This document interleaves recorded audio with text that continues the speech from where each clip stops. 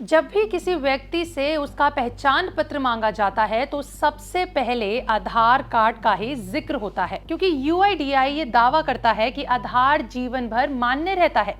लेकिन अगर किसी व्यक्ति की मृत्यु हो जाए तो क्या जब भी उसका आधार की मान्यता बनी रहती है? क्या आधार नंबर मृत्यु के बाद भी एक्टिव रहता है? आखिर असलियत क्या है? डेटा दर्शाता है कि ऐसा होना न केवल संभव है बल्कि ये समस्या भी बन चुका है। तो चलिए जानते हैं आज की वीडियो में कि मृत्यु के बाद कैसे आधार कार्ड बंद होता है, किन किन जरूरी दस्तावेज की जरूरत पड़ती है और भारत सरकार ने इसका क्या तोड़ निकाला है और कैसे ये आधार डेटा में गंभीर गड़बड़ी का संकेत बनता है। मैं आपके साथ तनीषा और आप देख रहे हैं हमारा शो बिस्तर। यूआईडीआई यानी कि unique identification authority of India को 14 साल पहले स्थापित किया गया था और तब से लेकर अब तक भारत में लगभग 11 करोड़ से ज्यादा मौतें रिकॉर्ड हो चुकी हैं। लेकिन आरटीआई से खुलासा हुआ है कि अब तक केवल 1.17 करोड़ आधार नंबर मृतकों के नाम पर डीएक्टिवेट किए गए हैं। यानी मरने के बाद भी करोड़ों आधार कार्ड अब तक एक्टिवेट हैं, जो सिस्टम में बड़ी खामी की तरफ इशारा करता है। यूआईडीआई का कहना है कि वे तभी आधार डीएक्टिवेट करते हैं जब रजिस्ट्रार जनरल ऑफ इंडिया यानी आरजीआई उन्हें मृत्यु की जानकारी भेजता है। लेकिन इस देरी का कारण स्पष्ट करते हुए अधिकारियों ने माना है कि आधार डीएक्टिवेशन की प्रक्रिया बहुत जटिल है, यानी कठिन है, क्योंकि ये निर्भर करता है डेथ सर्टिफिकेट, राज्य सरकारों की सूचना और परिवार की रिपोर्टिंग पर। और इसी जटिल समस्या से उभरने के लिए यूआईडीआई ने साल 2023 में एक नया सिस्टम लागू किया है, जिसमें डेथ रिकॉर्ड के आधार पर कुछ शर्तें लागू की गई हैं, जैसे नाम कम से कम 90% मैच होना चाहिए, जेंडर 100% मैच होना चाहिए और वहीं मृत्यु के बाद उस आधार नंबर में कोई बायोमेट्रिक एक्टिविटी नहीं होनी चाहिए।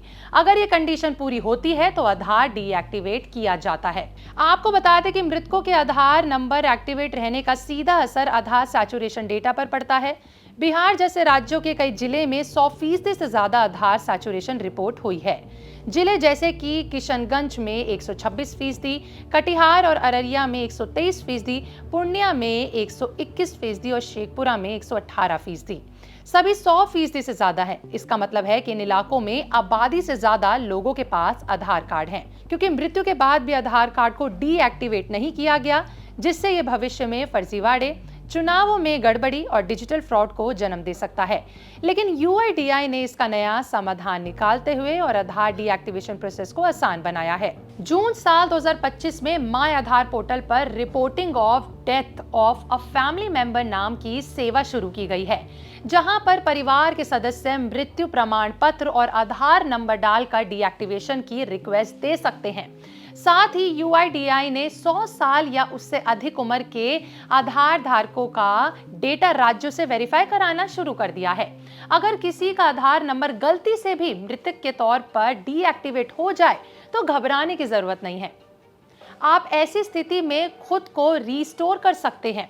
दरअसल यूआईडीआई ने 11 जुलाई साल 2025 को नया प्रोसेस जारी किया, जिसके तहत सबसे पहले आपको माय आधार पोर्टल या फिर अपने किसी भी नजदीकी केंद्र पर जाकर आवेदन करना होगा।